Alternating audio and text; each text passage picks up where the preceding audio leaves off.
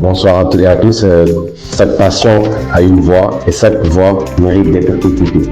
Bienvenue dans un espace où le souffle des mots rencontre la force de l'action. Vous êtes dans le cœur de la passion, le podcast qui explore l'étincelle intérieure qui nous pousse à créer. Donc, pour cet nouvel épisode du podcast Le cœur de la passion, j'ai l'honneur de recevoir Babacar Gueye. Avant de commencer, j'ai une question pour vous qui nous écoutent. Est-ce que vous lisez? Élévation. Au-dessus des étangs, au-dessus des vallées, des montagnes, des bois, des nuages, des mers, par-delà le soleil, par-delà les éthers, par-delà les coffrets des sphères étoilées. Mon esprit, tu te moues avec agilité, et comme un bon nageur qui spame dans l'onde, tu sillonnes gaiement l'immensité profonde avec une indicible et mâle volupté. Envole-toi bien loin de ces miasmes morbides. Va te purifier dans l'air supérieur et bois comme une pure et divine liqueur de feu clair qui remplit les espaces limpides. Derrière les ennuis et les vastes chagrins, ils chargent de leur poids l'existence brumeuse. Heureux celui qui peut, d'une aile vigoureuse, s'élancer vers les sangs lumineux et sereins. Celui dont les pensées, comme des alouettes, vers les cieux le matin prennent un libre essor, qui plane sur la vie et comprend sans effort le langage des fleurs et des sauces miettes. Bon, je ne vais pas le présenter, je vais lui laisser se présenter. Qui es-tu vraiment? Moi, je m'appelle Babacar Gueye. Les intimes m'appellent Béka ou encore le guide du peuple. Je suis un amoureux et un passionné de la littérature, surtout le genre poésie. La poésie est point phare, en fait. Bon, je rappelle que tu es le premier invité du podcast Le cœur de la passion, ici sur la voix de Gibson le Noble. Bon, avant de commencer, Babacar, pour beaucoup, un livre est un objet et pour vous, c'est une passion. Est-ce que tu penses que la lecture a été un moment de votre vie, un refuge contre la réalité ou une fenêtre pour mieux comprendre? Très souvent même. Lire et encore lire. Je dis même que lire, c'est savoir. Et la lecture a un moment été à la fois un refuge et un déclic, je vais dire, un déclic. La lecture m'a permis de comprendre plusieurs choses. Même si avant je les vivais, mais je ne pouvais pas cerner le sens. La lecture m'a permis de comprendre le pourquoi du comment je lis. Et partant, la lecture m'a permis de me ressourcer, d'aller vers des bases, en fait, de me retrouver. La lecture était un refuge pour moi en ces temps-là. Ouais. À quoi ressemble ton intimité avec le livre? Lis-tu dans le silence ou importes-tu toujours un livre avec toi? De temps à autre. Quand je sais que je vais loin, très très loin, j'avais pris pour habitude d'amener un petit livre avec moi. Un petit livre peut-être de poésie, peut-être de Charles Baudelaire, peut-être du Victor Hugo, peut-être du Ronsard. Cela dépend. Et j'en ai amené un avec moi. On entend souvent dire que les Sénégalais ne lisent plus. Partages-tu cette idée ou penses-tu que la lecture a simplement changé de format? Je vais dire que les gens lisent. C'est juste qu'il y a une différence entre ce que les gens lisent et ce que les gens lisaient avant. De nos jours, les gens ont tendance à plus lire les chroniques sur WhatsApp. C'est déjà une bonne chose, ça donne l'amour de la lecture pour moi. Mais juste que il y a les livres qui sortent à travers les maisons d'édition, des livres qui ont été édités, corrigés et tout. Le tralala qui va avec et des auteurs qui sont plus engagés, je vais dire. Ils mettent leur travail à nu. Un travail qui risque d'être fort critiqué s'il n'est pas bon en fait. Et ces livres ne laissent pas trop de fautes, contrairement aux livres sur Wattpad, même s'il y en a des sur Wattpad qui sont des masterclass. Moi, j'inviterai les jeunes à lire des livres qui ont été édités, que ce soit électronique ou version papier. Oui. Si tu devais passer le reste de ta vie avec un seul livre, lequel choisirais-tu et pourquoi, si vous pouvez en dire, pourquoi tu choisis ce livre et tout? C'est une question très très alambiquée. Si je ne choisis le Coran, je pense que je choisirais Sophie mon amour de Shafak. parce que c'est un livre qui m'a beaucoup marqué à travers les 40 doigts de Shams de Tabriz en fait. Shams, c'était le soleil de Tabriz. Shams signifie le soleil. Et l'autre question, bon, je vais essayer de ne pas. Comment la lecture peut-elle transformer une vie selon toi? Je pense que la lecture peut transformer une vie en plusieurs façons. La lecture nous aide à comprendre certaines choses de la vie qui nous semblaient peut-être caduques ou bien banales, bancales. La lecture fait savoir que plus, plus on laisse les choses se faire, plus on risque de voir ces choses qui se font nous arriver. Par exemple, le Sénégal, qui laisse la Palestine être piétinée, peut se voir un jour être piétinée par ces mêmes personnes qui piétinent la Palestine. La lecture nous rend plus conscience au fait, parce qu'il y a des auteurs qui ont été illuminés en un sens bien du terme en fait. Et je dis que ces éclairés-là nous montrent le chemin à suivre. Oui.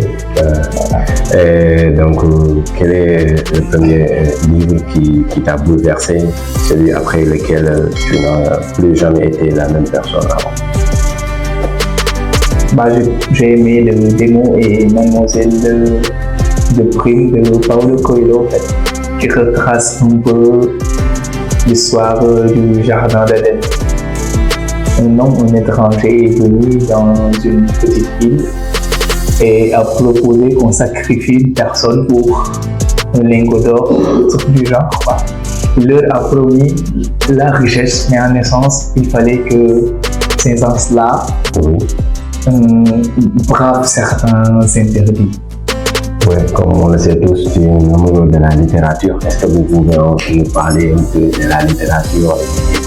Tu es un écrivain, tu postes sur ta page Facebook. Est-ce que vous pouvez en venir sur les écrits que vous laissez sur Facebook et tout? Ah oui, donc tu peux, voilà, je poste un peu sur Facebook, voilà, et j'ai posté même un recueil de poèmes sur Wattpad. Même si c'était, voilà, ça n'a pas fait un grand buzz, voilà, oui. Mais il y avait des poèmes que j'ai vraiment aimés. Je vais vous en lire une là. Ouais, si vous pouvez nous lire un poème que vous aimez le plus. Le poème que j'aime le plus. Je vais en lire un seulement parce que je les aime tous. Ouais. Mais je pense que le poème que j'aime le plus, c'est Alamine. Ouais. J'avais écrit un poème pour le prophète et je l'ai nommé Alamine. Ouais. Je vais vous partager le poème Minuit. La cloche sonne annonçant un nouveau jour minuit. Ainsi commence le moment où je pense à mes jours, mes nuits, à ma vie, mon devenir, à comment réussir jusqu'à minuit. Ainsi, pour ne plus penser à toute éventuelle péripétie, j'écris par ce temps où le calme m'invite à réfléchir. Je lis par ce temps où la nuit porte conseil à retenir. Par ce temps où je deviens trop émotif sans valable motif. Par ce temps où l'amour me pique pas plus que vif. Je deviens pensif et me remémore de ces moments qui furent autant passés en moi bien présents. Ces moments qui furent d'intense bonheur et de joie. Ces moments qui furent de grands malheurs et désarroi. Ainsi, reflétant mon vécu, me permettant d'avancer, nourrissant ma volonté à ne jamais reculer, connaissant là d'où je viens, à la recherche d'où j'irai, me rendant plus déterminé pour voir mes rêves réalisés. Ainsi, je m'endors après avoir fait le tour de mon monde. Ainsi, je m'endors sous la protection du miséricorde, espérant vivre un autre jour avec le gîte et loin de l'immonde, espérant vivre une autre nuit avec la paix et la baraka qu'il me l'accorde. Ouais, c'est magnifique, c'est magnifique. Mais avant de terminer, on voit souvent la médiathèque de Paris. Et est-ce que vous pouvez en venir sur la relation que tu as à la médiathèque là où on voit en train de lire des livres presque chaque jour ou plus souvent? La médiathèque est un lieu merveilleux. Je l'appelle mon sésame. Je connais Alibaba. la Ouais, grotte. ouais, Il je venait, il connais. dit, Sésame, ouvre-toi. Ouais. Moi, je viens, je rentre et voilà, je compare la médiathèque à cette grotte de Sésame. Parce qu'elle recèle tant de richesses que la grotte, voire plus même. Et tellement les personnes qui y sont gentilles, de prime, de 3S. Après, voilà, Ouais, le personnel qui y travaille et tous les gens qui fréquentent le lieu. C'est un havre de paix.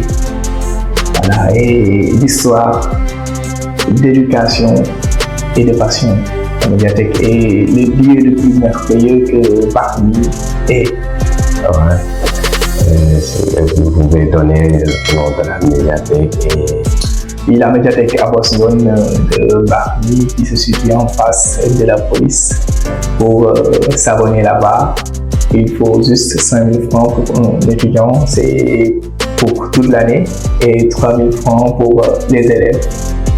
Et valable aussi pour toute l'année et pour les particuliers, 7 500 seulement. Donc, on est arrivé au terme de notre émission. Quel message aimerais-tu adresser aujourd'hui à la jeunesse et à tous les gens qui nous écoutent à travers ce podcast? Donc, bref, ton conseil pour ceux qui hésitent à ouvrir un livre et voilà. Le message que j'aimerais faire passer en prime, je vais le passer à travers les deux mots. Le premier, c'est la paix et l'autre, c'est l'amour. Disait William Slam Corbat, mon prochain jeune homme, alors il est moi-même. Donc, si tu es en paix avec ton prochain, tu es en paix avec toi-même. Et pour être en paix avec son prochain, il faut l'aimer. Et aimer son prochain, c'est lui vouloir la paix. Et je donne aux auteurs qui hésitent à écrire. Lancez-vous, lancez-vous. Quoi que vous puissiez écrire, vous serez critiqué. Nul ou pas, vous donnerez des leçons parce qu'un livre, aussi nul qu'il puisse être, recèle des leçons à donner. Merci bien. Ouais, donc merci infiniment Babacar pour ce moment de partage. Et à vous qui nous écoutez, et si vous ne lisiez pas avant cet épisode, commencez aujourd'hui. Et si vous lisez déjà, continuez à nourrir votre esprit. Suivez-nous sur les réseaux sociaux et restez connectés pour les prochains épisodes. Babacar, le mot de la fin. Merci. Merci à toute personne présente de nous avoir écoutés. Merci à Abibika Ibixon le Noble de m'avoir invité. Merci bien. Merci infiniment. Je vous en prie.